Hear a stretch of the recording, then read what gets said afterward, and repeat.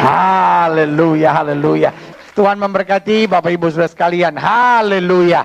Yesus luar biasa. Amin. Puji Tuhan. Buka kitab kita sama-sama. 2 Tawarikh pasal yang ke-7. Hari ini saya mau bicara tentang dosa yang mengunci pintu langit, sehingga langit menjadi tembaga buat kita. Saya percaya kita semua mengharapkan dari langit tercurah berkat kita. Amin. Tetapi kalau kita mau jujur, bahkan seringkali kita melihat langit terkunci sehingga langit menjadi tembaga. 2 Tawarikh pasal 7, itu yang kita mau belajar sama-sama. Mulai ayat yang ke-11 sampai ayatnya yang ke-14. Judul perikopnya apa? Tuhan menampakkan diri kepada Salomo untuk apa? Kedua kalinya.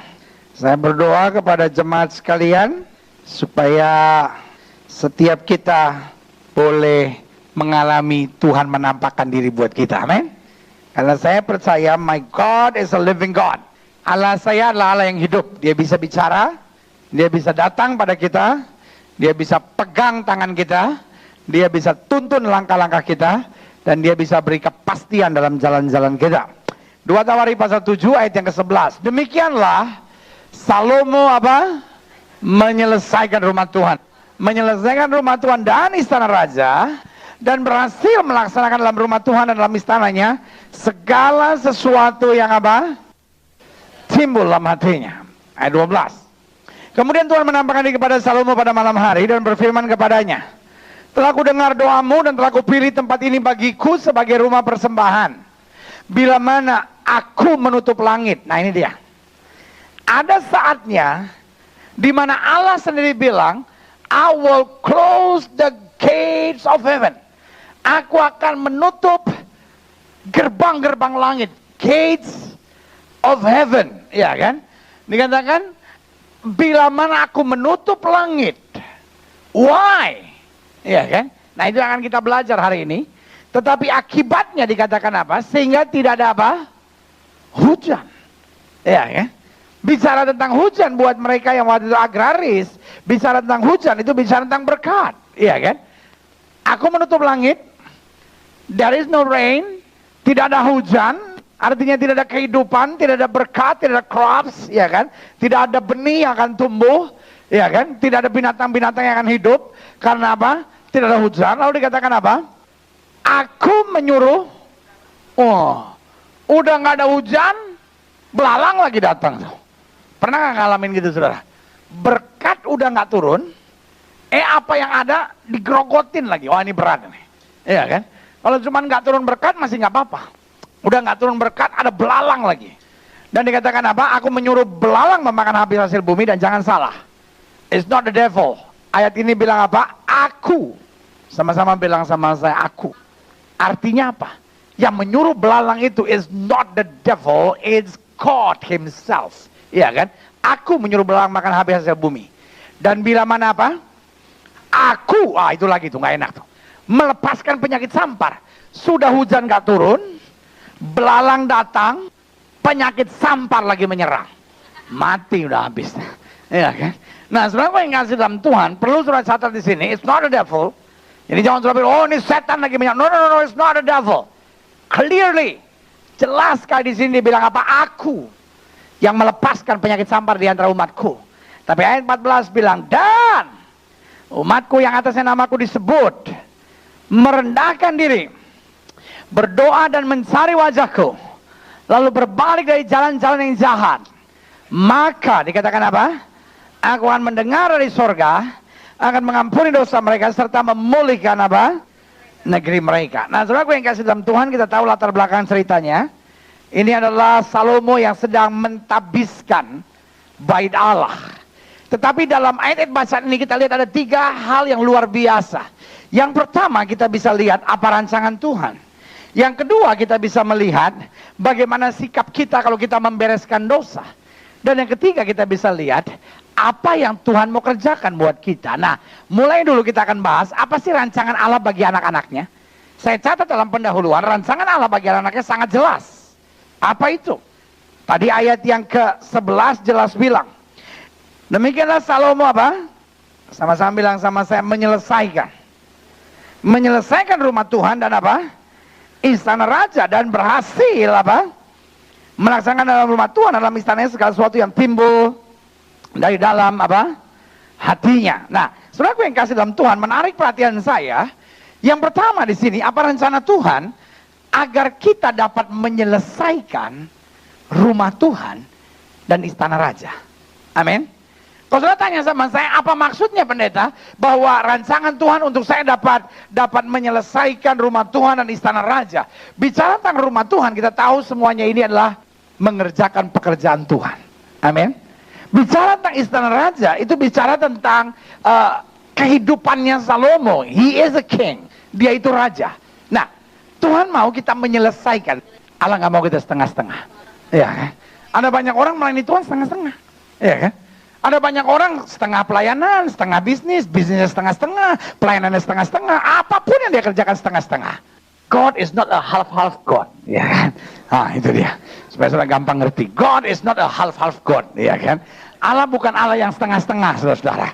Amin, amin. Yang bikin kita nggak pernah maju-maju dalam hidup kita, kenapa? Karena kita buat apapun setengah-setengah. Ya, tapi kan saya masih sibuk, pendeta, saya kan masih ada bisnis, saya kan masih ada usaha, jadi saya pelayanan setengah-setengah, ya kan? Tahu nggak saudara, kalau kita melayani Tuhan setengah-setengah itu menghina Tuhan. Sampai sini sudah ngerti mau saya? Jangan saudara pikir tidak melayani Tuhan, Tuhan nggak suka, melayani Tuhan, Tuhan suka. Jadi kalau saya melayani Tuhan setengah-setengah, berarti saya melayani setengah yang Tuhan suka. No. Melayani Tuhan setengah-setengah adalah menghina Tuhan. Jadi yang Allah mau kita menyelesaikan rumah Tuhan. Amin. Artinya segala tanggung jawab kita dalam pelayanan harus kita selesaikan. Dan hasilnya kita akan menyelesaikan istana kita. Amin. Artinya tugas kita, tanggung jawab kita, kerjaan kita. Karena Matius 6 ayat 33 bilang, carilah dahulu kerajaan Allah serta kebenarannya, semuanya akan ditambahkan kepada kita. Sampai sini siapa yang setuju sama saya? Amin. Nah, persoalannya kita tidak bisa menyelesaikan tugas kita. Kenapa? Karena kita tidak menyelesaikan apa yang Tuhan perintahkan buat kita. Makanya Salomo, dia bukan bangun rumah tipe 21, no. It's a kingdom.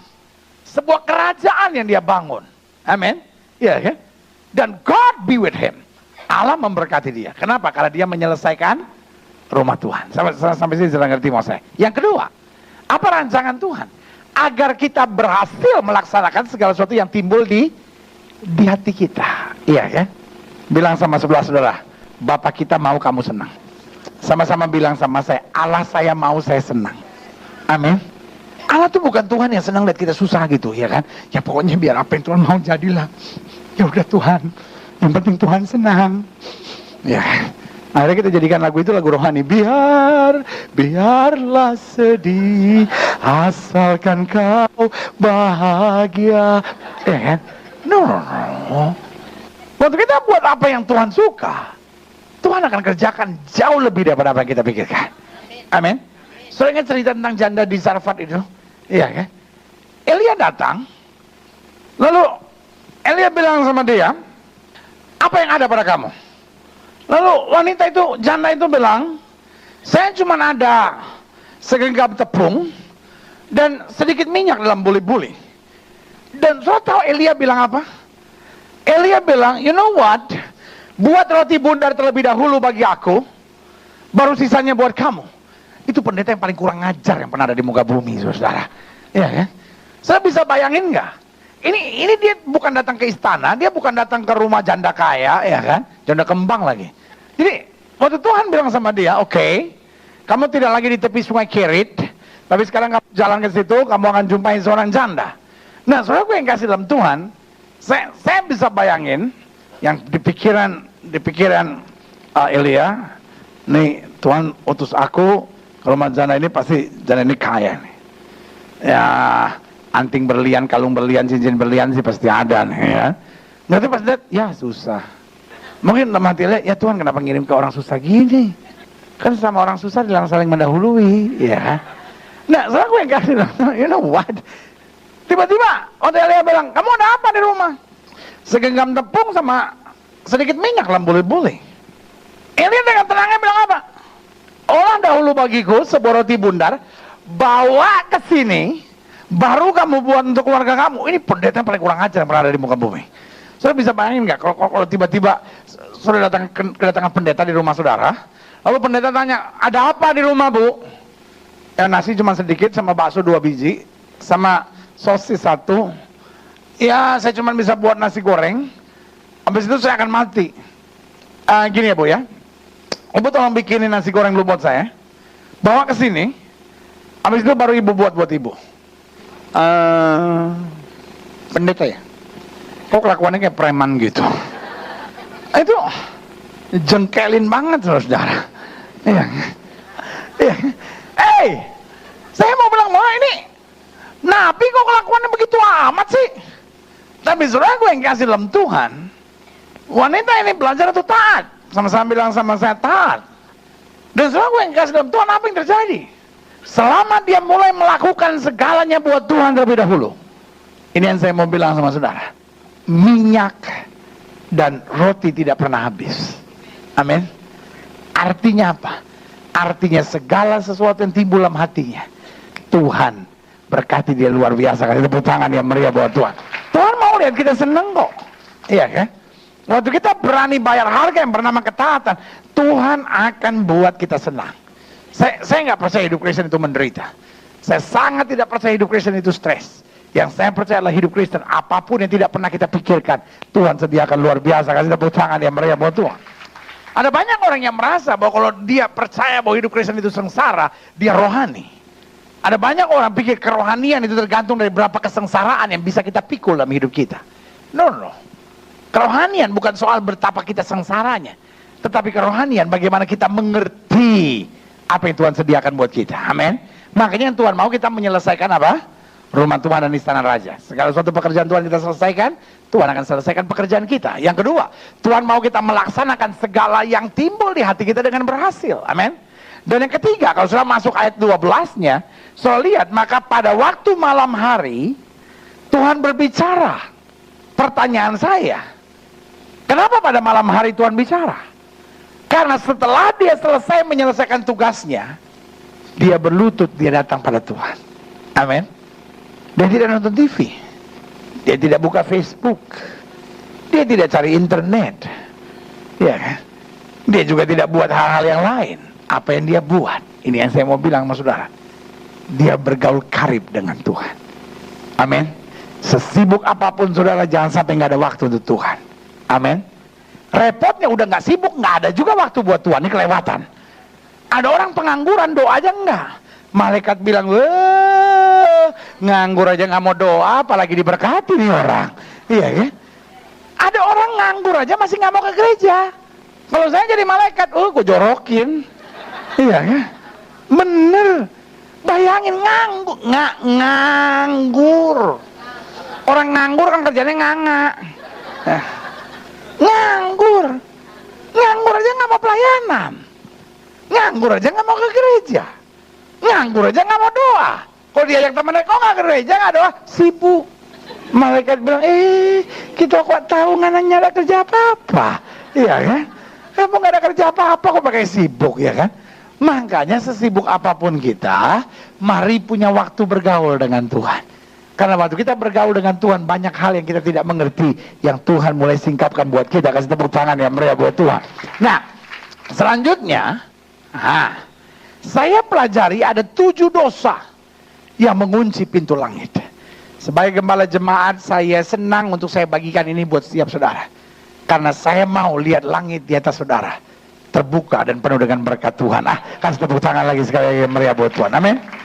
Jangan sampai Tuhan menutup langit, lalu bukan cuma menutup langit, lalu apa?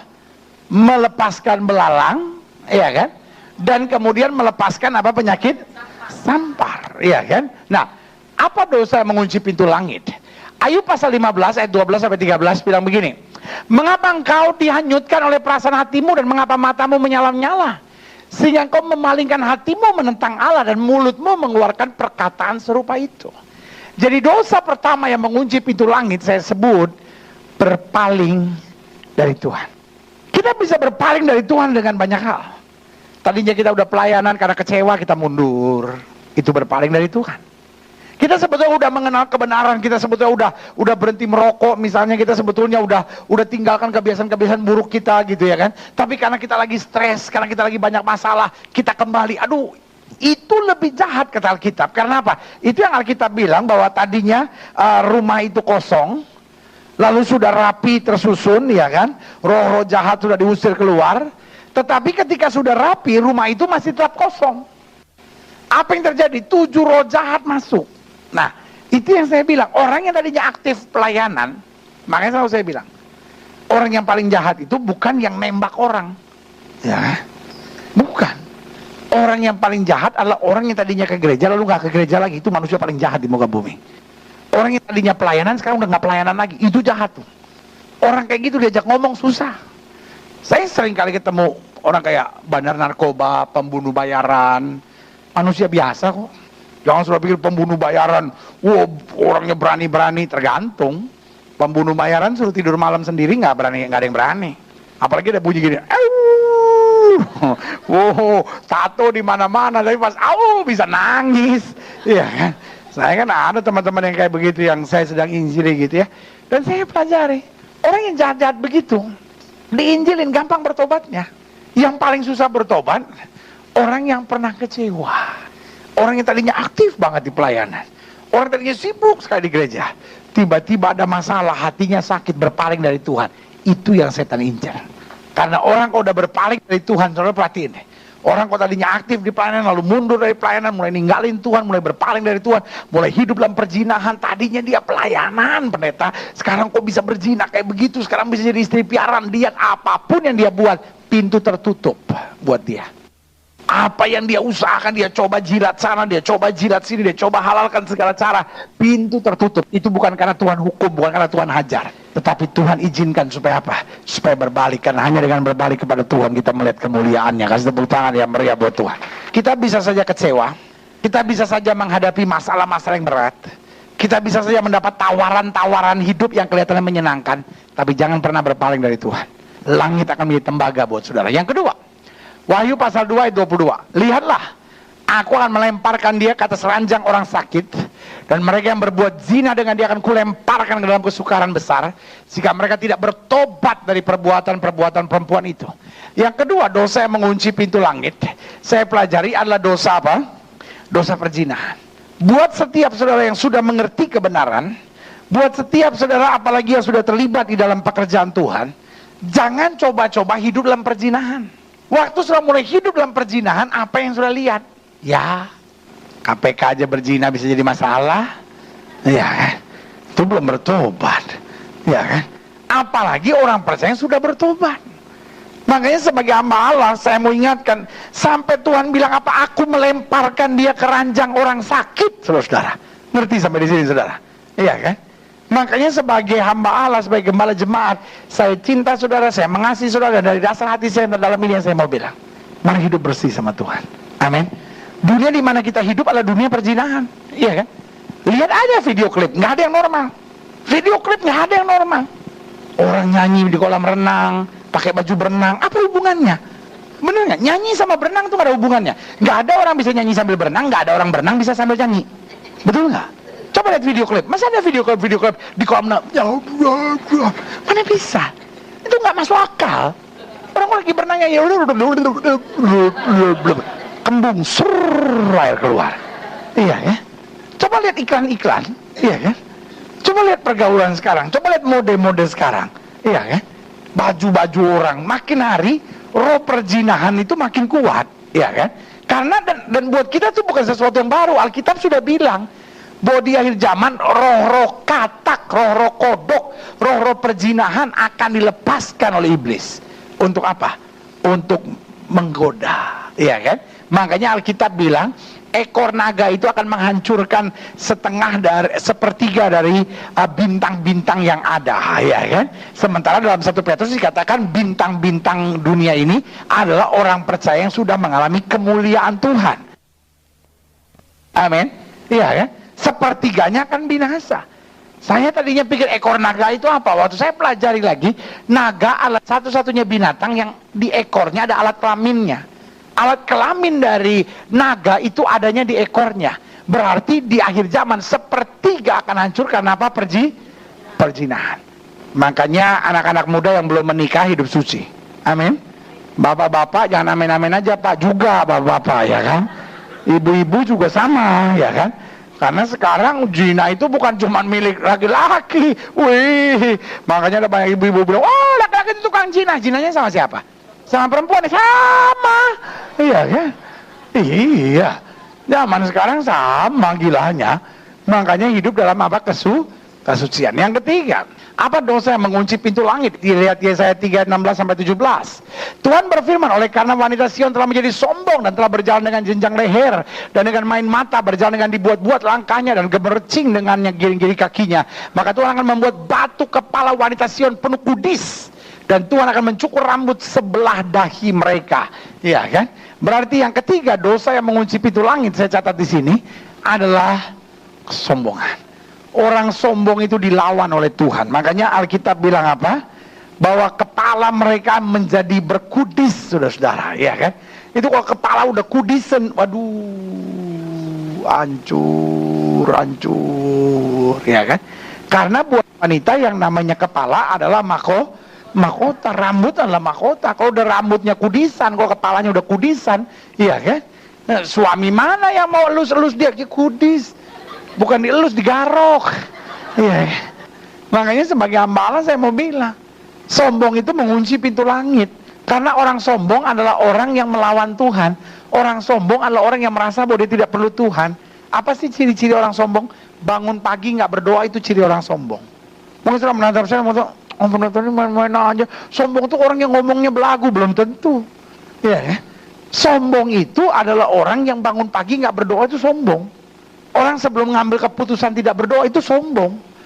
Orang yang nggak mau melayani Tuhan itu orang sombong. Dia pikir saya nggak perlu Tuhan kok, ya kan?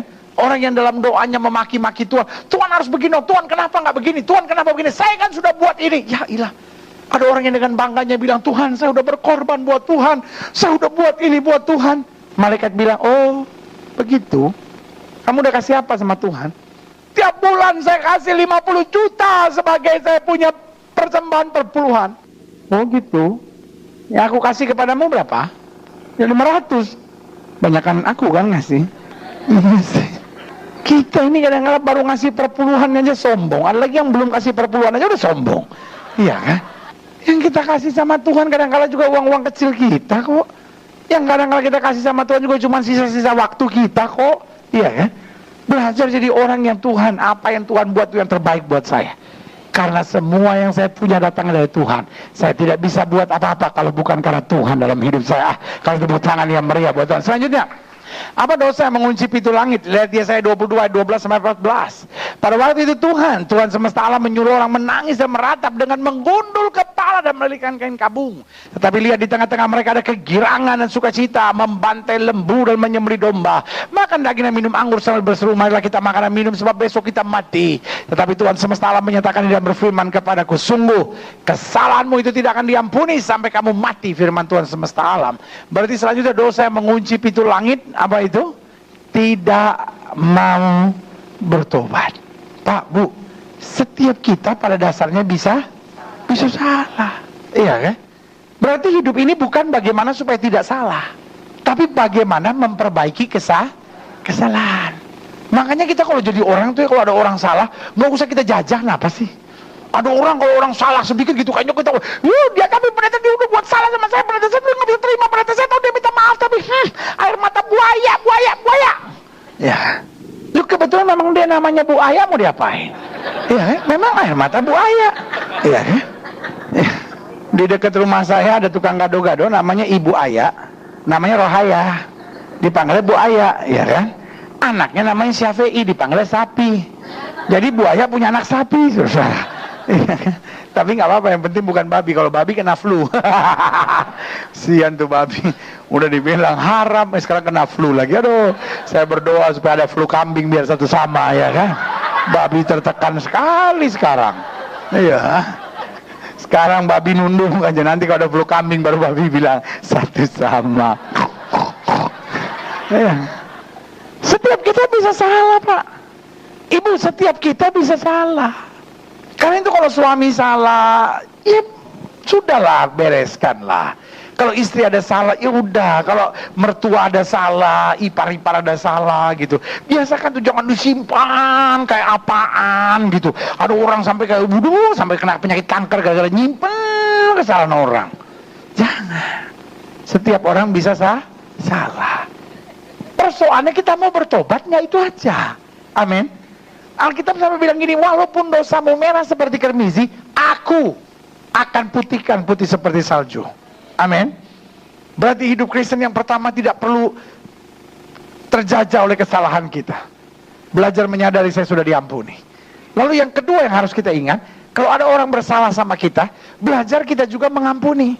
Karena doa Bapa kami ajarkan kepada kita, ampunilah kesalahan kami sebagaimana kami juga mengampuni orang yang bersalah kepada kami. Jadi langit akan menjadi tembaga karena kita tidak mau bertobat. Kadangkala bukan besarnya kesalahan kita, tetapi soal keras kepalanya kita yang tidak mau bertobat. Karena Yesus bilang, mari kamu yang letih lesu dan berbeban berat, aku akan beri kelegaan kepadamu. Amin. Right. Selanjutnya, apa dosa yang mengunci pintu langit? Dari Yesaya 29 ayat 13-14. Dan Tuhan telah berfirman, oleh karena bangsa ini datang mendekat dengan mulutnya dan memuliakan aku dengan bibirnya, padahal hatinya menjauh daripadaku dan ibadahnya kepadaku hanyalah apa? Perintah manusia yang dihafalkan. Maka sebab itu sesungguhnya aku akan melakukan pula hal-hal yang ajaib kepada bangsa ini, keajaiban yang menakjubkan. Hikmat orang-orang yang berhikmat akan hilang, dan kearifan orang-orang yang arif akan apa? Tersembunyi. Ini yang saya bilang, langit menjadi tembaga, apapun yang dia kerjakan nggak bisa, karena hikmatnya udah hilang, kearifannya sudah tersembunyi. Kenapa itu bisa terjadi? Selanjutnya, dosa yang mengunci pintu langit, kemunafikan. Jangan jadi orang yang munafik. Munafik itu mengunci pintu langit. Makanya Tuhan marah sekali sama orang-orang Farisi, bukan karena mereka berzina. Tuhan marah sekali sama orang-orang Farisi, bukan karena mereka menyembah berhala. Tuhan marah sama orang Farisi sampai Tuhan bilang apa? Kamu itu luar kamu seperti kuburan, putih bersih, tapi dalam kamu penuh dengan tulang belulang yang busuk. Amin. Iya. Berkali-kali Tuhan marah sekali sama orang Farisi. Kenapa? Kemunafikan. Dan saya khawatir kandang kemunafikan terbesar adanya di gereja. Di kalangan penjahat, sesama penjahat udah tahu. Benar. Terus pergi ke Tanah Abang, preman sesama preman udah tahu, preman dia, lu juga preman, udah saling tahu sudah. Iya kan? Paling kalau ada lahan apa-apa kan tanah gua, nih, lu minggir lu. Kalau enggak tikam-tikaman ya, memang sama-sama preman, iya kan? Nggak ada yang perlu munafik-munafikan, sama-sama saling tahu, ya kan? Sama-sama bisa dibawa, cuma tinggal harganya yang beda, iya kan? Susah amat. Betul, iya kan? Di penjara juga sama-sama tahu, nggak ada yang perlu munafik. Tinggal bilang aja, bang masuk sini kenapa? 357, 374 bang. Biasanya yang disebut pasalnya, iya kan? Tapi percaya saya, kalau saya pergi ke tahanan, dari 100 orang, 95 bilang dia difitnah dari situ. Iya kan? Bener. Udah tahu, saya udah lama kan jadi pendeta, udah tahu. Tadinya sampai saya pikir ini polisi gila semua kali ini, hakim jaksa gila semua kali ini. Habis saya setiap kali pelayanan di penjara saya tanya, kenapa Pak di sini? Saya difitnah pendeta. Oh gitu. Saya tanya ibu ini, bu kenapa? Saya difitnah pendeta. Oh, ini difitnah. Nama saya, kok semua difitnah? Lama-lama saya pinteran dikit. Mana difitnah saya tanya, tapi bener. Ya nggak separah itu, tapi ngelakuin. Iya sih kepepet, tapi nggak mestinya nggak gitu. Jadi ngerjain. Ya iya sih.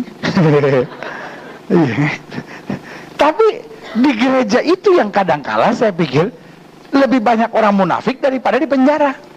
Lebih banyak orang munafik di gereja daripada di rumah bordil. Ya kan?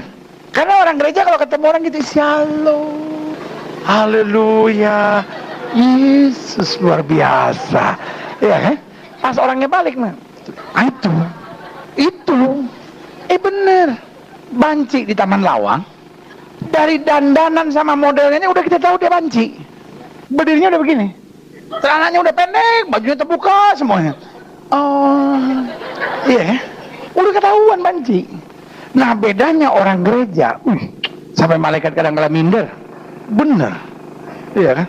Padahal piaraan, iya, Kadang orang gereja begitu, kalau di gereja, ku pandang wajahmu dan berseru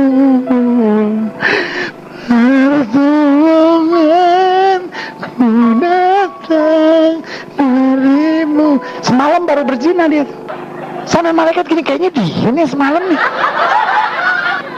Iya bener. Sebagai gembala jemaat dari gereja ini, saya mau bilang, jemaat ini jangan ada yang munafik. Amin. Tuhan terima kita apa adanya kok. Amin. Belajar tulus saja sama Tuhan. Kemunafikan mengakibatkan langit menjadi tembaga, tetapi ketulusan memberikan berkat yang luar biasa dari sorga. Kasih tepuk tangan yang meriah. Selanjutnya, apa dosa yang mengunci pintu langit? Lihat Yesaya 29 ayat 20. Sebab orang yang gagah sombong akan berakhir, dan orang pencemooh akan habis, dan semua orang yang berniat jahat akan apa? Dilenyapkan. Selanjutnya, dosa yang mengunci pintu langit, cemooh, here, bodat, cemooh. Ini dosa yang mengunci pintu langit, khususnya mencemooh orang benar dalam kesusahannya. Berkali-kali Tuhan marah kepada Asyur, berkali-kali Tuhan marah kepada Filistin, berkali-kali Tuhan marah kepada musuh bangsa-bangsa Israel. Kenapa? Karena mereka mencemooh orang benar dalam kesusahannya. Amin. Selalu saya bilang begini, kalau orang benar sedang melewati ujian Tuhan, atau orang benar sedang melewati pukulan Tuhan, atau melewati hajaran Tuhan, kita nggak punya kuasa apa-apa. Amin. Jangan ngomongin. Makanya Daud bilang apa? Aku tidak akan menjamah orang yang Tuhan urapi. Amin. Daud aja nggak berani buat apa-apa kepada Saul, padahal Saul jelas-jelas telah berbuat salah kepadanya. Intinya cuma sederhana. Kenapa? Karena Daud mengerti betul, saya tidak boleh mencemooh, saya tidak boleh berbuat jahat, saya tidak boleh berbuat apapun terhadap orang-orang benarnya Tuhan. Amin. Makanya selalu saya bilang, jangan ngomongin pendeta, jangan ngomongin sesama orang percaya. Kalau dia aneh-aneh, urusan dia sama Tuhan. Amin. Tugas kita pokoknya just bless. Tugas kita pokoknya memberkati. Jaga hati kita, jaga lidah bibir mulut kita, maka berkat Tuhan akan tercurah dalam hidup kita. Kasih tepuk tangan yang meriah buat Tuhan ya. Selanjutnya, apa dosa yang mengunci pintu langit? Maliaki 3 ayat 8-10. Bolehkah manusia menipu Allah? Namun kamu menipu aku. Tapi kamu berkata, dengan cara bagaimanakah kami menipu engkau? Mengenai persembahan persepuluhan dan persembahan khusus. Kamu telah kena kutuk, tapi kamu masih menipu aku. Ya, kamu seluruh bangsa, bawalah seluruh persembahan perpuluhan itu ke dalam rumah perbendaharaan, supaya ada persediaan makanan di rumahku. Dan ujilah aku, firman Tuhan semesta alam, apakah aku tidak membukakan bagimu tingkap-tingkap langit dan mencurahkan berkat kepadamu sampai berkelimpahan. Yang ketujuh, dosa yang mengunci pintu langit adalah apa? Menipu Allah. Menipu Allah dengan apa? Dengan membawa yang cemar, kata Alkitab, padahal kita punya yang baik. Amin. Dengan menahan persepuluhan yang itu adalah haknya Tuhan dalam hidup kita. Iya kan? Saya tadinya berpikir 6 hal saya bagikan buat saudara, itu sudah lebih dari cukup. Tapi yang ketujuh ini Tuhan taruh kuat dalam hati saya. Kenapa? Karena memang tidak bisa, saya mau mencabutnya tidak bisa, karena saya menipu jemaat. Bahwa kalau saudara punya yang baik, lalu sudah menahannya dan mempersembahkan yang cemar, kata Alkitab, itu jahat. Ketika kita tahu bahwa segala sesuatu yang kita terima datangnya dari Tuhan, dan kita tidak menyisihkan 10% untuk kembali kepada Tuhan, maka kita membuat langit menjadi tembaga dalam hidup kita. Amin. Karena Alkitab katakan begitu, kamu sudah kena tulah dan kamu masih apa? Menipu aku. Berarti ketika kita tidak membawa perpuluhan kita, ketika kita tidak memberi yang terbaik buat Tuhan, ya kan? Kadang-kadang dalam persembahan kita bilang, Tuhan, ini yang terbaik, ya kan? Kadang-kadang kita bohong sama Tuhan. Kita bilang, Tuhan ini yang terbaik, padahal Tuhan ini yang terkecil. Kadang-kadang kita bilang, Tuhan ini yang terbaik, padahal Tuhan ini yang sisanya dari semua yang terbaik yang sudah saya pakai. Amin. Emang kamu pikir Allah bisa dipermainkan, kata Alkitab? Iya kan? Kita dengan bangganya bilang, Tuhan berkati aku dengan yang terbaik. Malaikat bilang apa? Apa? Kamu aja tidak pernah memberikan yang terbaik kepada Tuhan. Amin. Apa yang kamu tabur itu yang kamu tuai. Kita menabur yang terbaik, kita menerima yang terbaik. Tuhan tidak sari sebuah jumlah tertentu, tetapi kita harus jujur bilang, Tuhan ini yang terbaik. Tuhan gak pernah kasih iuran di gereja. Kalau kamu mau diberkati, minimal 100.000 tiap kali kebaktian, perpuluhan, minimal 20 juta. Kurang dari itu tampeling kiri kanan. No, iya ya. Tuhan cuma minta yang terbaik, tapi Tuhan mau kita jujur. Tuhan tahu nggak yang terbaik yang ada pada kita? Mulai sekarang, jangan bohongin Tuhan lagi ya. Jangan bilang Tuhan yang terbaik. Nah, aku cuma baku seduh, ya kan? Iya kan? Tapi kalau kita bilang Tuhan yang terbaik, walaupun itu kecil, tapi kalau itu yang terbaik, God knows. Tuhan tahu kok janda yang memberikan persembahan hanya 2 keping itu kok yang Tuhan bilang yang terbaik. Amin. Kenapa? Karena dia memberikan segala yang dia miliki. Amin. Right. Selanjutnya saya pelajari, bagaimana kita membereskan dosa kalau langit sudah tertutup buat kita. Ayat selanjutnya menjelaskan kepada kita, ya kan, mulai masuk ayat yang ke-15-nya, barang siapa umat yang atasnya namaku disebut, ya kan? Apa umat yang atasnya namaku disebut? Kristen, ya kan? Kristen, Kristus, murid-muridnya Kristus. Amin. Makanya selalu saya bilang, orang Kristen punya tanggung jawab berbeda. Ketika orang dunia berzina, orang biasa aja tuh. Tapi ketika orang Kristen berzina, pasti diomongin orang, katanya Kristen kok berzina, iya kan? Ketika orang hamil di luar nikah, biasa. Tapi ketika orang Kristen hamil di luar nikah, pasti jadi bahan pembicaraan orang. Katanya Kristen kok hamil di luar nikah. Ketika laki-laki tempeleng istri, biasa. Tetapi ketika orang Kristen tempeleng istri, itu jadi bahan perbincangan orang. Katanya orang Kristen kok tempeleng istri. Ketika majikan tendang pembantu, sekarang menjadi biasa. Jangan ke tendang pembantu, lempar pakai setrikaan aja ada. Ya kan? Ada saya baca di koran kok, majikan gobloknya minta ampun. Masa dia punya pembantu dia setrika, dia pikir sapu tangan atau apa? Ketahuan majikannya goblok banget, nggak biasa setrika. Orang dia pergi setrika, ya kan? Dia ngeliat orang ada pakai sapu tangan main setrika aja, set aja. Untung dia nggak jahit dan obras habis itu, ya kan? Tapi saya bilang ini manusia udah sakit. Tapi kalau itu yang ngerjain Kristen jadi masalah, iya kan? Iya kan? Makanya lihat, kenapa persoalan TKI diperkosa, kenapa TKI dipukulin, kenapa TKI dianiaya tidak pernah menjadi persoalan besar. Karena kejadiannya di Malaysia, kejadiannya rata-rata di Arab, iya kan? Nggak jadi persoalan. Coba kalau kejadiannya di Amerika, oh astaga, iya kan? Pasti orang Kristen menganiaya TKI Islam, iya kan? Tapi kalau kejadian di Arab, dia bilang normal, memang begitu kelakuannya, iya kan? Kejadian di Malaysia memang begitu kok kelakuan mereka. Makanya persoalannya nggak pernah besar, ya itu resiko kita, karena memang udah tahu gitu menghadapi keledai liar kayak begitu, gitu kan? Iya. Saya sih ngomong apa adanya. Buktinya kan sampai sekarang nggak pernah ada kasus kan? Iya kan? Paling cuma wah tuh dihukum mati, waduh, iya kan? Biasa aja gitu. Kenapa? Karena memang dianggap normal kalau mereka yang mengerjakannya. Tapi coba kalau yang mengerjakannya Kristen, aduh darah Yesus. Pasti persoalan jadi perkara besar, iya kan? Makanya Alkitab bilang umat yang atasnya namaku disebut. We carry the name of Christ. Kita membawa nama Kristus dimanapun kita ada. Amin. Bilang sama saudara-saudara, makanya hati-hati. What should we do? Apa yang harus kita buat? Yang pertama, merendahkan diri. Jangan ngotot, jangan, waduh Tuhan kenapa begini, kenapa saya dipukul, kenapa langit menjadi tembaga, kenapa masalah saya berat. Merendahkan diri. Lord forgive me. Merendahkan diri. Tuhan apa salah saya, Tuhan apa yang harus saya perbaiki. Merendahkan diri. Kalau sudah udah mulai merasa langit menjadi tembaga, merendahkan diri. Yang kedua apa? Berdoa. Berdoa bukan paksa Tuhan untuk mengerjakan apa yang kita mau, tapi doa minta petunjuk Tuhan, langkah apa yang harus saya buat. Situasi sudah begini Tuhan, ya kan? Utang saya udah menumpuk Tuhan. Jangan bilang Tuhan bayar utang saya, enak aja. Dia yang bikin utang Tuhan yang suruh bayar, ya kan? Tapi kita doa minta hikmat, Tuhan apa yang harus saya buat.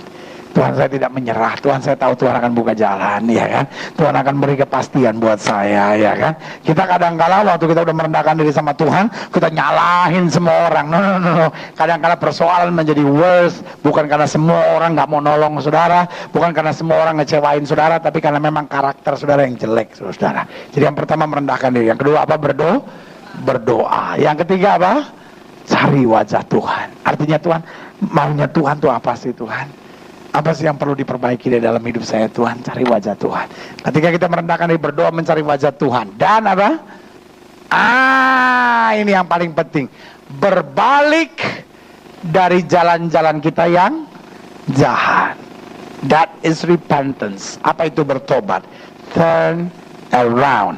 Bertobat bukan berarti berhenti berbuat dosa. Ada banyak orang berpikir gini, misalnya ini titik nol ya, ini titik nol, ya kan? Lalu saya berbuat dosa berarti ke arah kiri, saya berbuat yang benar ke arah kanan, saya berjalan ke dalam dosa. Nah, ada banyak orang pikir bertobat berarti berhenti berbuat dosa. Saya masih ada di wilayah apa? Dosa. Tetapi apa itu repentance? Apa itu bertobat? Saya di garis nol, saya berbuat dosa, lalu saya berhenti berbuat dosa. Udah bertobat belum? Belum, baru cuti. Ya kan? Ada banyak orang merokok lalu berhenti, belum bertobat, baru cuti. Ada banyak orang tadinya fitnah orang, sekarang berhenti. Kenapa? Karena dia pernah ditempeleng orang. Ya kan? Aduh, gue sih sekarang gak pernah mau ngomongin orang, kenapa gue pernah ditempel? Ya kan? Ya kan? Ada orang merokok berhenti, kenapa? Memang kata dokter, 2 batang lagi kamu hisap mati kamu. Ya kan? Jadi dia berhenti. Ada banyak orang gitu. Waduh, saya nggak berani berzina lagi, gila. Gua pulang, bini gua bawa itu, bawa golok, bilang sekali lagi gua tahu lu berzina, gua belah pala lu. Waduh, sampai saya mikir, gila, rugi juga kawin sama anak tukang kelapa muda nih, katanya gitu ya kan. Nah, turn around itu artinya, waktu saya bertobat, ya kan, saya mesti turn around. Saya berbalik sekarang, saya tinggalkan jalan dosa saya lewatin garis nol, dan saya mulai hidup dalam apa? Kebenaran. Sampai sini saya ngerti mau saya? Amin. Itu yang Alkitab bilang berbalik jalan. Berbalik dari jalan-jalan kita yang jahat. Karena kalau kita cuma berhenti berbuat dosa, itu cuma cuti sebentar. Sebentar lagi pasti jatuh lagi. Tapi waktu kita berbalik jalan, kekuatan baru Tuhan sediakan. Kasih tepuk tangan yang meriah buat Tuhan. Makanya selanjutnya sebagai penutup saya tekankan di sini. Jika kita telah mengambil langkah pertobatan kita, maka janji Tuhan jelas di ayat yang ke-14 tadi, dikatakan apa? Tuhan akan apa? Mendengar. Lalu kemudian bukan hanya mendengar, Tuhan akan apa? Mengampuni. Mau salah kita separah apapun Tuhan mengampuni. Dan yang indah yang ketiga, yang terakhir, Tuhan akan apa? Memulihkan. Apa artinya memulihkan? Mengembalikan kembali kepada rencana semula. Amin. Every sins bring damage. Setiap dosa membawa kehancuran, tetapi setiap pertobatan membawa kita kembali pada rencana semula. Segala yang baik Bapa sediakan. Berikan tepuk tangan yang meriah buat Tuhan. Kita bangkit berdiri.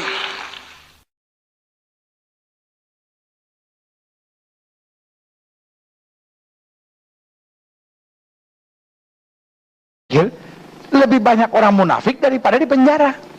Lebih banyak orang munafik di gereja daripada di rumah bordil. Ya kan? Karena orang gereja kalau ketemu orang gitu, Shalom, haleluya, Yesus luar biasa. Ya kan? Pas orangnya balik, nah, itu, bener. Banci di Taman Lawang, dari dandanan sama modelnya udah kita tahu dia banci. Berdirinya udah begini, celananya udah pendek, bajunya terbuka semuanya. Oh, iya, udah ketahuan banci. Nah, bedanya orang gereja, sampai malaikat kadang-kadang minder, bener, iya kan? Padahal piaraan, iya kan? Kadang orang gereja begitu, kalau di gereja, ku pandang wajahmu dan berseru pertolongan ku datang darimu. Semalam baru berzina dia. Sama malaikat gini, kayaknya dia nih semalam nih. Iya bener. Sebagai gembala jemaat dari gereja ini, saya mau bilang jemaat ini jangan ada yang munafik. Amin. Tuhan terima kita apa adanya kok. Amin. Belajar tulus saja sama Tuhan. Kemunafikan mengakibatkan langit menjadi tembaga, tetapi ketulusan memberikan berkat yang luar biasa dari sorga. Kasih tepuk tangan yang meriah. Selanjutnya, amat dosa mengunci pintu langit. Lihat Yesaya 29 ayat 20. Sebab orang yang gagal sombong akan berakhir, dan orang pencemooh akan habis, dan semua orang yang berniat jahat akan apa? Dilenyapkan. Selanjutnya, dosa yang mengunci pintu langit, cemooh, here, bodat, cemooh. Ini dosa yang mengunci pintu langit, khususnya mencemooh orang benar dalam kesusahannya, Berkali-kali Tuhan marah kepada Asyur, berkali-kali Tuhan marah kepada Filistin, berkali-kali Tuhan marah kepada musuh bangsa-bangsa Israel. Kenapa? Karena mereka mencemooh orang benar dalam kesusahannya. Amin. Selalu saya bilang begini, kalau orang benar sedang melewati ujian Tuhan, atau orang benar sedang melewati pukulan Tuhan, atau melewati hajaran Tuhan, kita nggak punya kuasa apa-apa. Amin. Jangan ngomongin.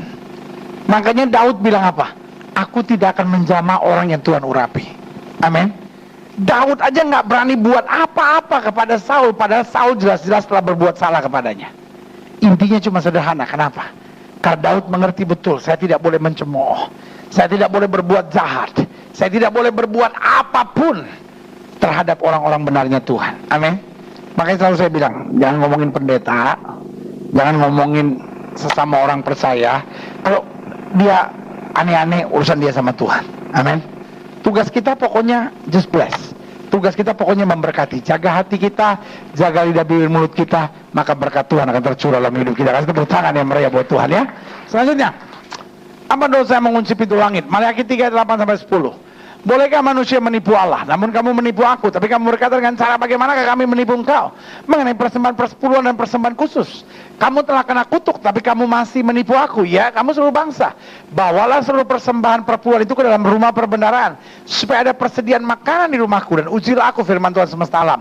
Apakah aku tidak membukakan bagimu tingkap-tingkap langit dan mencurahkan berkat kepadamu sampai berkelimpahan? Yang ketujuh, dosa yang mengunci pintu langit adalah apa? Menipu Allah. Menipu Allah dengan apa? Dengan membawa yang cemar, kata Alkitab, padahal kita punya yang baik. Amin.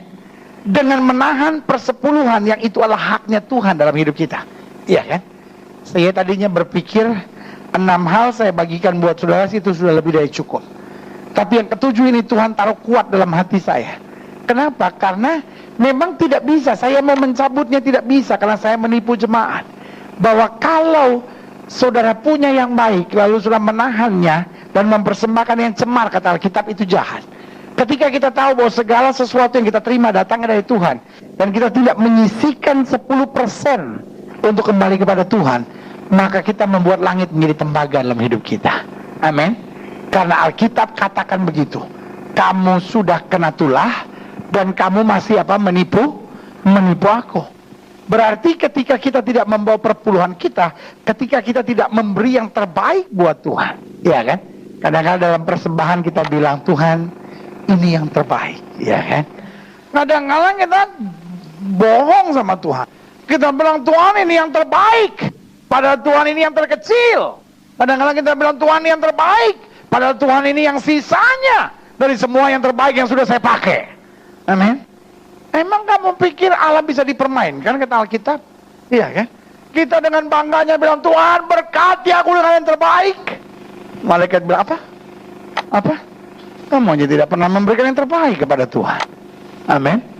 Apa yang kamu tabur itu yang kamu tuai.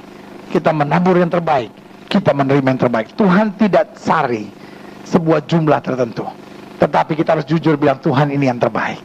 Tuhan gak pernah kasih iuran di gereja. Kalau kamu mau diberkati, minimal 100.000 tiap kali kebaktian, perpuluhan minimal 20 juta. Kurang dari itu tampelin kiri kanan. No, iya ya. Tuhan cuma minta yang terbaik, tapi Tuhan mau kita jujur. Tuhan tahu nggak yang terbaik yang ada pada kita? Mulai sekarang, jangan bohongin Tuhan lagi ya. Jangan bilang Tuhan yang terbaik. Nah, aku aja membagus sedo, ya kan? Iya kan? Tapi kalau kita bilang Tuhan yang terbaik, walaupun itu kecil, tapi kalau itu yang terbaik, God knows. Tuhan tahu kok janda yang memberikan persembahan hanya 2 keping itu kok yang Tuhan bilang yang terbaik. Amin. Kenapa? Karena dia memberikan segala yang dia miliki. Amin. Right. Selanjutnya saya pelajari, bagaimana kita membereskan dosa kalau langit sudah tertutup buat kita. Ayat selanjutnya menjelaskan kepada kita, ya kan, mulai masuk ayat yang ke-15-nya. Barang siapa umat yang atasnya namaku disebut, ya kan? Apa umat yang atasnya namaku disebut? Kristen, ya kan? Kristen, Kristus, murid-muridnya Kristus. Amin. Makanya selalu saya bilang, orang Kristen punya tanggung jawab berbeda. Ketika orang dunia berzina, orang biasa aja tuh. Tapi ketika orang Kristen berzina, pasti diomongin orang. Katanya Kristen kok berzina. Iya kan? Ketika orang hamil di luar nikah, biasa.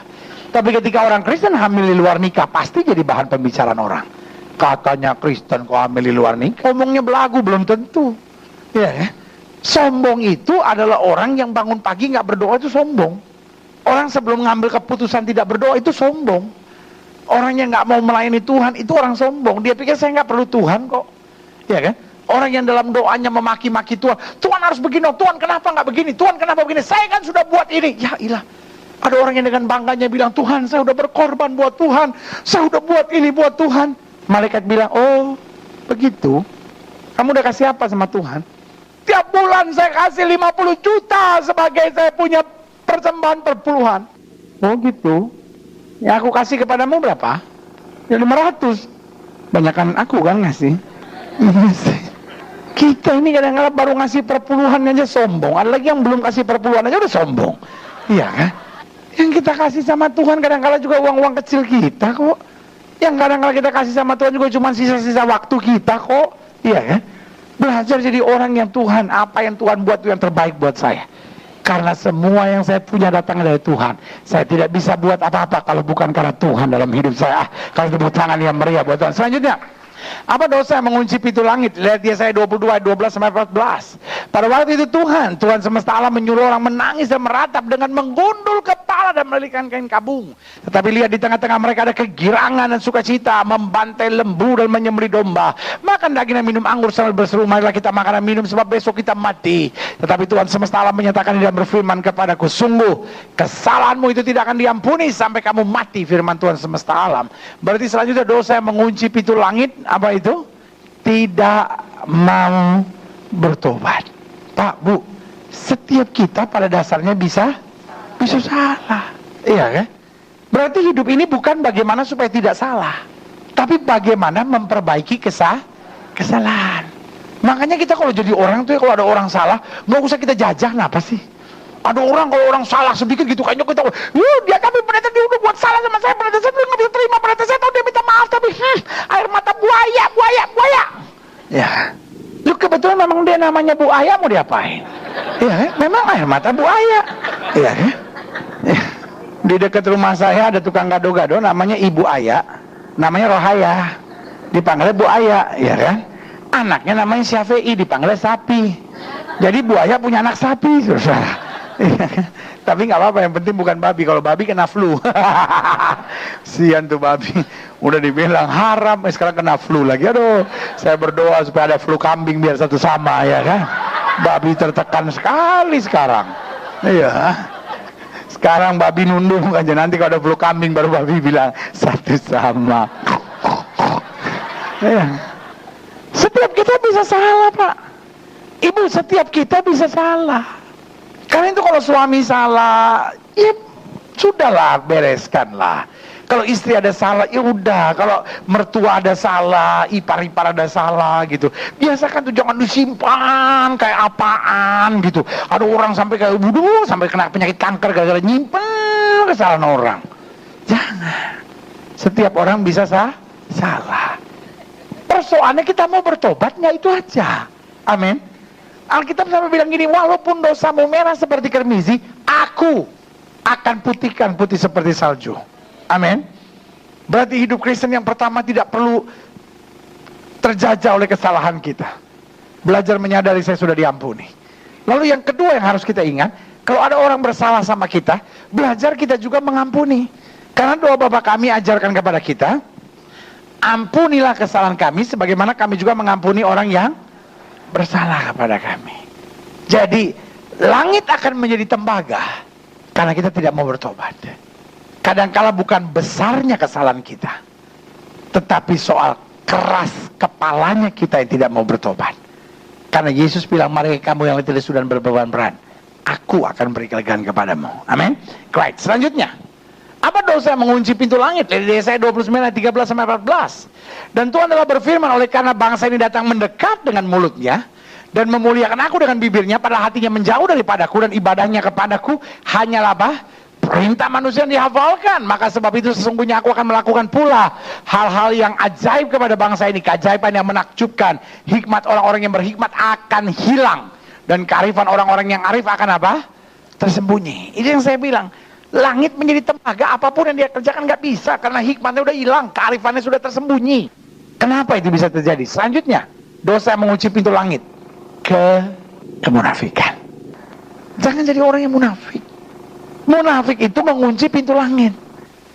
Makanya Tuhan marah sekali sama orang-orang Farisi. Bukan karena mereka berzina.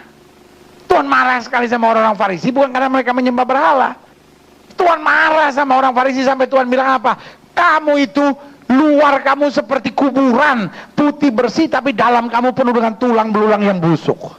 Amin. Iya. Berkali-kali Tuhan marah sekali sama orang Farisi. Kenapa? Kemunafikan. Dan saya khawatir kandang kemunafikan terbesar adanya di gereja. Di kalangan penjahat, sesama penjahat udah tahu. Benar. Lalu pergi ke Tanah Abang. Preman sesama preman udah tahu, preman dia, lu juga preman. Udah saling tahu sudah. Iya kan? Paling kalau ada lahan apa-apa kan tanah gua nih, lu minggir lu. Kalau enggak tikam-tikaman ya memang sama-sama preman, iya kan? Nggak ada yang perlu munafik-munafikan. Sama-sama saling tahu, ya kan? Sama-sama bisa dibawa, cuma tinggal harganya yang beda. Iya kan? Sesama. Betul. Iya kan? Di penjara juga sama-sama tahu, nggak ada yang perlu munafik. Tinggal bilang aja, Bang masuk sini kenapa? 357, 374 Bang. Biasanya yang disebut pasalnya. Iya kan? Tapi percaya saya, kalau saya pergi ke tahanan, dari 100 orang, 95 bilang dia difitnah ada di situ. Iya kan? Bener. Udah tahu, saya udah lama kan jadi pendeta, udah tahu. Tadinya sampai saya pikir ini polisi gila semua kali ini, hakim jaksa gila semua kali ini. Habis saya setiap kali pelayanan di penjara saya tanya, kenapa Pak di sini? Saya difitnah pendeta. Oh gitu. Saya tanya ibu ini, Bu kenapa? Saya difitnah pendeta. Oh, ini udah fitnah. Nama saya, kok semua difitnah? Lama-lama saya pinteran dikit. Mana difitnah saya tanya, tapi bener. Ya nggak separah itu, tapi ngelakuin.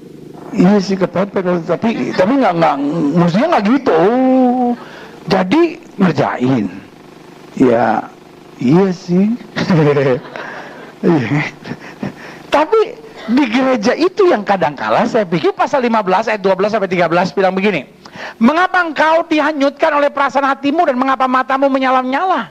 Sehingga engkau memalingkan hatimu menentang Allah dan mulutmu mengeluarkan perkataan serupa itu.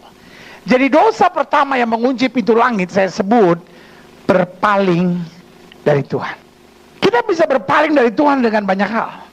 Tadinya kita udah pelayanan karena kecewa kita mundur. Itu berpaling dari Tuhan. Kita sebetulnya udah mengenal kebenaran, kita sebetulnya udah berhenti merokok, misalnya kita sebetulnya udah tinggalkan kebiasaan-kebiasaan buruk kita gitu ya kan. Tapi karena kita lagi stres, karena kita lagi banyak masalah, kita kembali. Aduh, itu lebih jahat kata Alkitab. Karena apa? Itu yang Alkitab bilang bahwa tadinya rumah itu kosong, lalu sudah rapi tersusun, ya kan? Roh-roh jahat sudah diusir keluar. Tetapi ketika sudah rapi, rumah itu masih tetap kosong. Apa yang terjadi? 7 roh jahat masuk. Nah, itu yang saya bilang. Orang yang tadinya aktif pelayanan, makanya selalu saya bilang, orang yang paling jahat itu bukan yang nembak orang, ya, bukan. Orang yang paling jahat adalah orang yang tadinya ke gereja lalu nggak ke gereja lagi. Itu manusia paling jahat di muka bumi. Orang yang tadinya pelayanan sekarang udah nggak pelayanan lagi. Itu jahat tuh. Orang kayak gitu diajak ngomong susah. Saya sering kali ketemu orang kayak bandar narkoba, pembunuh bayaran, manusia biasa kok. Jangan sudah pikir pembunuh bayaran, wow, orangnya berani-berani. Tergantung.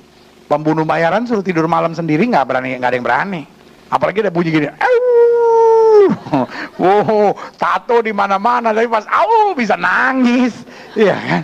Saya kan ada teman-teman yang kayak begitu yang saya sedang injili gitu ya, dan saya pelajari orang yang jahat-jahat begitu diinjilin gampang bertobatnya. Yang paling susah bertobat orang yang pernah kecewa, orang yang tadinya aktif banget di pelayanan, orang tadinya sibuk sekali di gereja, tiba-tiba ada masalah, hatinya sakit, berpaling dari Tuhan. Itu yang setan incar. Karena orang kalau udah berpaling dari Tuhan, saudara perhatiin, Orang kok tadinya aktif di pelayanan, lalu mundur dari pelayanan, mulai ninggalin Tuhan, mulai berpaling dari Tuhan, mulai hidup dalam perzinahan. Tadinya dia pelayanan, pendeta, sekarang kok bisa berzina kayak begitu, sekarang bisa jadi istri piaran. Lihat apapun yang dia buat, pintu tertutup buat dia. Apa yang dia usahakan, dia coba jilat sana, dia coba jilat sini, dia coba halalkan segala cara, pintu tertutup. Itu bukan karena Tuhan hukum, bukan karena Tuhan hajar, tetapi Tuhan izinkan supaya apa? Supaya berbalik. Karena hanya dengan berbalik kepada Tuhan kita melihat kemuliaannya. Kasih tepuk tangan yang meriah buat Tuhan. Kita bisa saja kecewa, kita bisa saja menghadapi masalah-masalah yang berat, kita bisa saja mendapat tawaran-tawaran hidup yang kelihatannya menyenangkan, tapi jangan pernah berpaling dari Tuhan. Langit akan menjadi tembaga buat saudara. Yang kedua, Wahyu pasal 2 ayat 22. Lihatlah, aku akan melemparkan dia ke atas ranjang orang sakit, dan mereka yang berbuat zina dengan dia akan kulemparkan ke dalam kesukaran besar, jika mereka tidak bertobat dari perbuatan-perbuatan perempuan itu. Yang kedua, dosa yang mengunci pintu langit, saya pelajari adalah dosa apa? Dosa perzinahan. Buat setiap saudara yang sudah mengerti kebenaran, buat setiap saudara apalagi yang sudah terlibat di dalam pekerjaan Tuhan, jangan coba-coba hidup dalam perzinahan. Waktu sudah mulai hidup dalam perzinahan, apa yang sudah lihat? Ya, KPK aja berzina bisa jadi masalah. Ya kan? Itu belum bertobat. Ya kan? Apalagi orang percaya yang sudah bertobat. Makanya sebagai hamba Allah, saya mau ingatkan, sampai Tuhan bilang apa? Aku melemparkan dia ke ranjang orang sakit, saudara. Ngerti sampai di sini, saudara? Iya kan? Makanya sebagai hamba Allah, sebagai gembala jemaat, saya cinta saudara, saya mengasihi saudara, dan dari dasar hati saya yang terdalam ini yang saya mau bilang, mari hidup bersih sama Tuhan. Amin. Dunia di mana kita hidup adalah dunia perzinahan, iya kan? Lihat aja video klip, nggak ada yang normal. Video klip nggak ada yang normal. Orang nyanyi di kolam renang, pakai baju berenang, apa hubungannya? Bener nggak? Nyanyi sama berenang itu nggak ada hubungannya. Nggak ada orang bisa nyanyi sambil berenang, nggak ada orang berenang bisa sambil nyanyi. Betul nggak? Coba lihat video klip. Masa ada video klip di kolam renang? Mana bisa? Itu nggak masuk akal. Orang lagi berenangnya ya kembung, air keluar. Iya ya. Coba lihat iklan-iklan. Iya kan? Coba lihat pergaulan sekarang. Coba lihat mode-mode sekarang. Iya kan? Baju-baju orang makin hari roh perzinahan itu makin kuat. Iya kan? Karena dan buat kita itu bukan sesuatu yang baru. Alkitab sudah bilang bahwa di akhir zaman roh-roh katak, roh-roh kodok, roh-roh perzinahan akan dilepaskan oleh iblis. Untuk apa? Untuk menggoda, ya kan? Makanya Alkitab bilang ekor naga itu akan menghancurkan sepertiga dari bintang-bintang yang ada, ya kan? Sementara dalam 1 Petrus dikatakan bintang-bintang dunia ini adalah orang percaya yang sudah mengalami kemuliaan Tuhan. Amin. Iya kan? Sepertiganya akan binasa. Saya tadinya pikir ekor naga itu apa? Waktu saya pelajari lagi, naga adalah satu-satunya binatang yang di ekornya ada alat kelaminnya. Alat kelamin dari naga itu adanya di ekornya. Berarti di akhir zaman sepertiga akan hancur karena apa? Perzinahan. Makanya anak-anak muda yang belum menikah hidup suci. Amin. Bapak-bapak jangan amin-amin aja, Pak, juga bapak-bapak, ya kan? Ibu-ibu juga sama, ya kan? Karena sekarang zina itu bukan cuma milik laki-laki. Wih, makanya ada banyak ibu-ibu bilang, oh laki-laki itu tukang zina. Zinanya sama siapa? Sama perempuan? Sama. Iya kan? Iya. Zaman sekarang sama gilanya. Makanya hidup dalam apa? Kesucian. Yang ketiga, apa dosa yang mengunci pintu langit? Dilihat Yesaya 3:16-17. Tuhan berfirman, oleh karena wanita Sion telah menjadi sombong dan telah berjalan dengan jenjang leher dan dengan main mata, berjalan dengan dibuat-buat langkahnya dan gemercing dengannya giring-giring kakinya, maka Tuhan akan membuat batu kepala wanita Sion penuh kudis, dan Tuhan akan mencukur rambut sebelah dahi mereka. Iya kan? Berarti yang ketiga dosa yang mengunci pintu langit, saya catat di sini, adalah kesombongan. Orang sombong itu dilawan oleh Tuhan. Makanya Alkitab bilang apa? Bahwa kepala mereka menjadi berkudis, saudara-saudara, ya kan? Itu kalau kepala udah kudisan, waduh, hancur, ya kan? Karena buat wanita yang namanya kepala adalah mahkota, rambut adalah mahkota. Kalau udah rambutnya kudisan, kalau kepalanya udah kudisan, iya kan? Nah, suami mana yang mau elus-elus dia kudis? Bukan dielus, digarok. Iya. Makanya sebagai hamba Allah saya mau bilang, sombong itu mengunci pintu langit. Karena orang sombong adalah orang yang melawan Tuhan. Orang sombong adalah orang yang merasa bahwa dia tidak perlu Tuhan. Apa sih ciri-ciri orang sombong? Bangun pagi nggak berdoa itu ciri orang sombong. Mungkin sudah menantang saya, penonton ini main-main aja. Sombong itu orang yang merasa kebenarannya, semuanya akan ditambahkan kepada kita. Sampai sini siapa yang setuju sama saya? Amin. Nah, persoalannya kita tidak bisa menyelesaikan tugas kita. Kenapa? Karena kita tidak menyelesaikan apa yang Tuhan perintahkan buat kita. Makanya Salomo, dia bukan bangun rumah tipe 21, no. It's a kingdom. Sebuah kerajaan yang dia bangun. Amin. Iya kan? Dan God be with him. Allah memberkati dia. Kenapa? Karena dia menyelesaikan rumah Tuhan. Sampai sini sudah ngerti mau saya. Yang kedua, apa rancangan Tuhan? Agar kita berhasil melaksanakan segala sesuatu yang timbul di hati kita. Iya kan? Bilang sama sebelah saudara, Bapak kita mau kamu senang. Sama-sama bilang sama saya, Allah saya mau saya senang. Amin. Allah tuh bukan Tuhan yang senang lihat kita susah gitu, ya kan? Ya pokoknya biar apa yang Tuhan mau jadilah. Ya udah Tuhan, yang penting Tuhan senang. Ya, akhirnya kita jadikan lagu itu lagu rohani. Biarlah sedih, asalkan kau bahagia. Ya kan? No. Waktu kita buat apa yang Tuhan suka, Tuhan akan kerjakan jauh lebih daripada apa yang kita pikirkan. Amin. Soalnya cerita tentang janda di Sarfat itu, iya kan? Elia datang, lalu Elia bilang sama dia, apa yang ada pada kamu? Lalu wanita itu, janda itu bilang, saya cuma ada segenggam tepung dan sedikit minyak dalam buli-buli. Dan saudara tahu Elia bilang apa? Elia bilang, you know what? Buat roti bundar terlebih dahulu bagi aku, baru sisanya buat kamu. Itu pendeta yang paling kurang ngajar yang pernah ada di muka bumi, saudara. Iya kan? Saya bisa bayangin nggak? Ini dia bukan datang ke istana, dia bukan datang ke rumah janda kaya, ya kan? Janda kembang lagi. Jadi waktu Tuhan bilang sama dia, oke, kamu tidak lagi di tepi sungai Kerit, tapi sekarang kamu jalan ke situ, kamu akan jumpai seorang janda. Nah, saudara gue yang kasih dalam Tuhan, saya bisa bayangin yang di pikiran Elia, nih Tuhan utus aku ke rumah janda ini, pasti janda ini kaya nih. Ya, anting berlian, kalung berlian, cincin berlian sih pasti ada nih ya. Nanti pas lihat, ya susah. Mungkin dalam hati Elia, ya Tuhan kenapa ngirim ke orang susah gini? Kan sama orang susah dilarang saling mendahului, ya. Nah, soalnya gue yang kasih, you know what? Tiba-tiba, Elia bilang, kamu ada apa di rumah? Segenggam tepung sama sedikit minyak dalam buli-buli. Elia dengan tenangnya bilang apa? Olah dahulu bagiku sebuah roti bundar, bawa ke sini, baru kamu buat untuk keluarga kamu. Ini pendeta yang paling kurang ajar yang pernah ada di muka bumi. Saudara bisa bayangin nggak kalau tiba-tiba saudara datang kedatangan pendeta di rumah saudara, lalu pendeta tanya, ada apa di rumah bu? Ya nasi cuma sedikit, sama bakso 2 biji, sama sosis 1. Ya saya cuma bisa buat nasi goreng. Habis itu saya akan mati. Gini ya bu ya, ibu tolong bikinin nasi goreng dulu buat saya, bawa ke sini. Habis itu baru ibu buat ibu. Pendeta ya, kok kelakuannya kayak preman gitu. Itu jengkelin banget saudara. Iya. Saya mau bilang ini nabi kok kelakuannya begitu amat sih. Tapi saudara gue yang kasih dalam Tuhan, wanita ini belajar untuk taat. Sama-sama bilang sama saya taat. Dan saudara gue yang kasih dalam Tuhan, apa yang terjadi? Selama dia mulai melakukan segalanya buat Tuhan terlebih dahulu, ini yang saya mau bilang sama saudara, minyak dan roti tidak pernah habis. Amin. Artinya apa?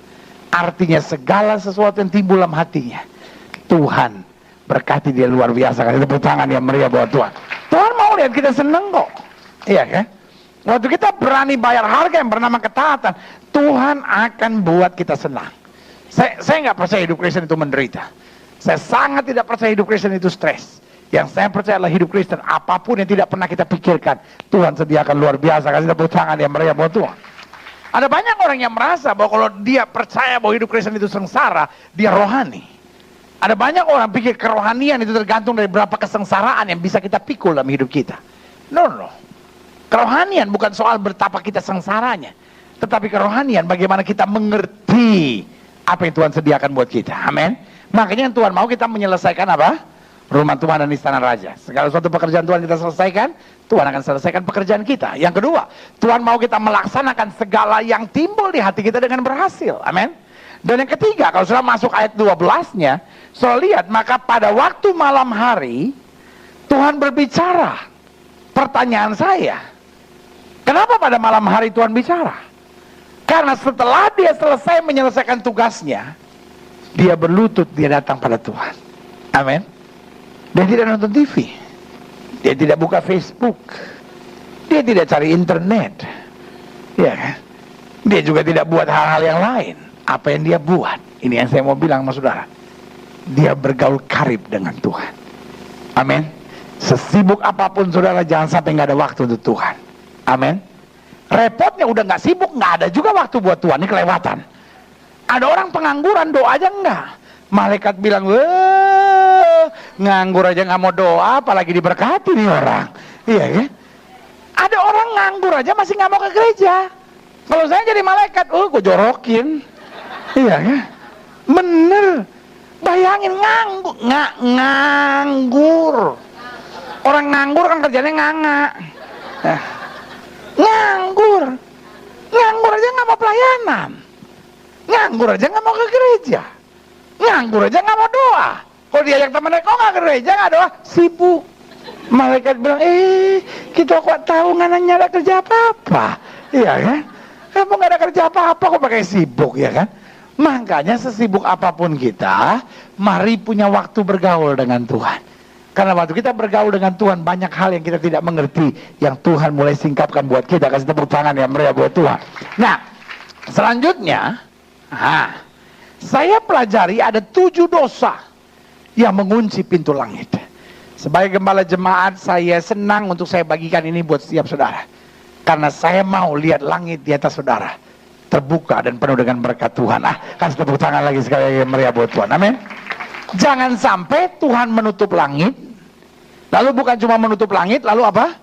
Melepaskan belalang, iya kan?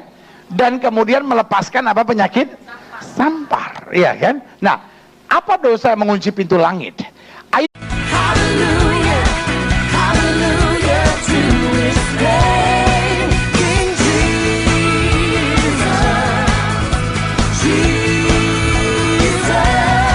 be praised. Haleluya, haleluya. Tuhan memberkati Bapak Ibu Saudara sekalian. Haleluya. Yesus luar biasa. Amin. Puji Tuhan. Buka kitab kita sama-sama.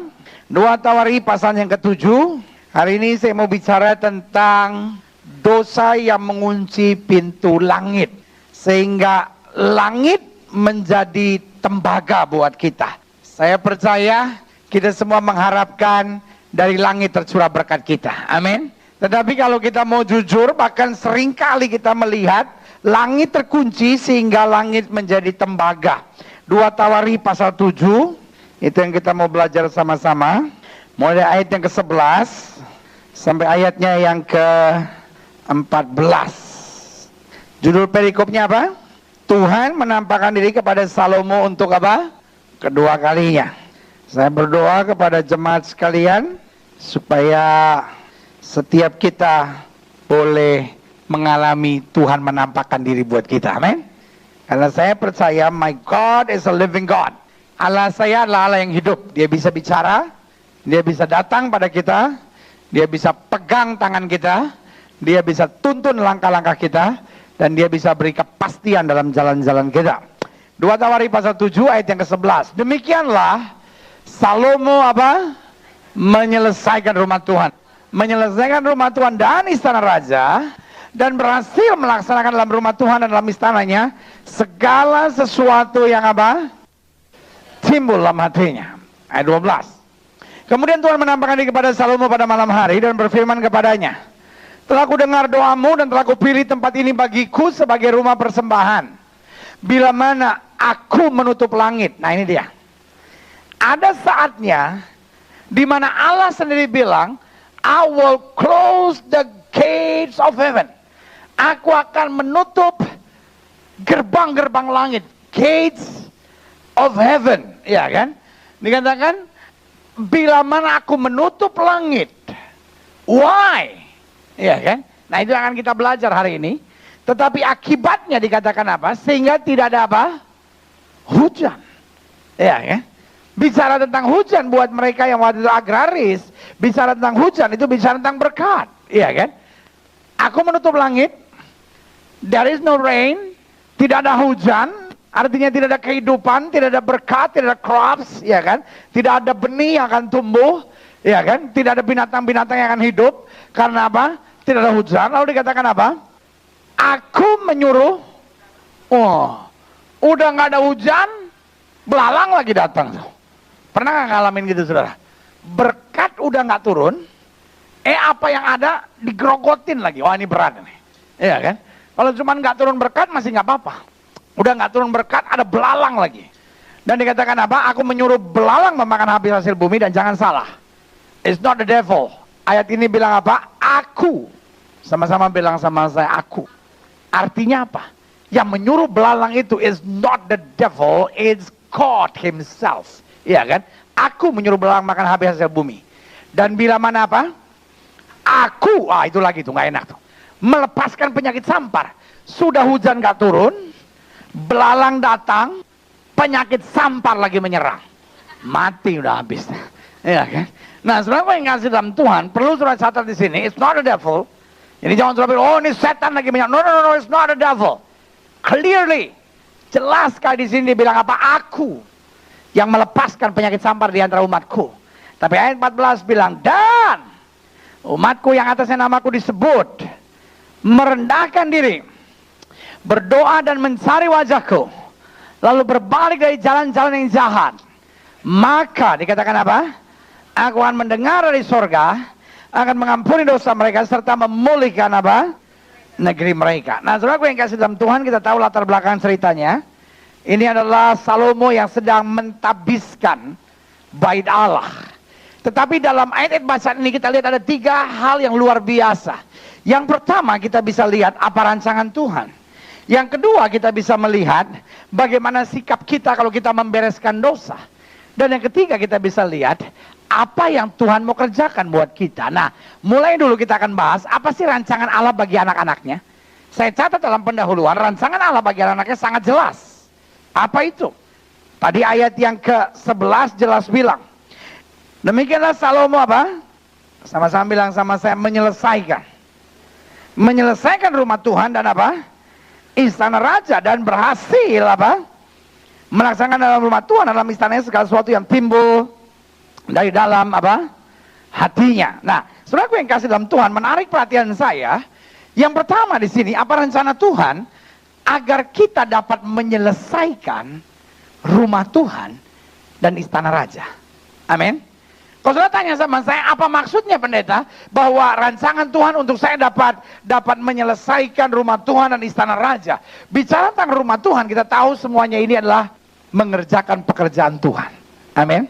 Bicara tentang istana raja, itu bicara tentang kehidupannya Salomo. He is a king. Dia itu raja.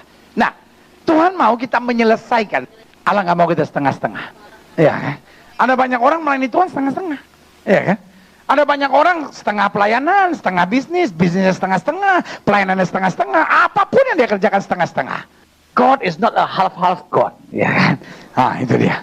Supaya saudara gampang ngerti. God is not a half-half God, ya kan? Allah bukan Allah yang setengah-setengah, saudara-saudara. Amin, amin.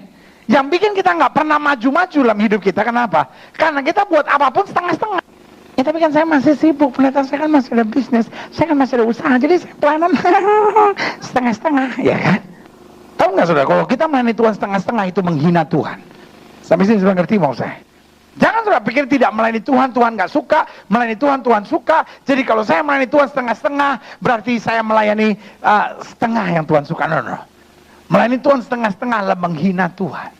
Jadi yang Allah mau kita menyelesaikan rumah Tuhan. Amin. Artinya segala tanggung jawab kita dalam pelayanan harus kita selesaikan. Dan hasilnya kita akan menyelesaikan istana kita. Amin. Artinya tugas kita, tanggung jawab kita, kerjaan kita. Karena Matius 6 ayat 33 bilang, carilah dahulu kerajaan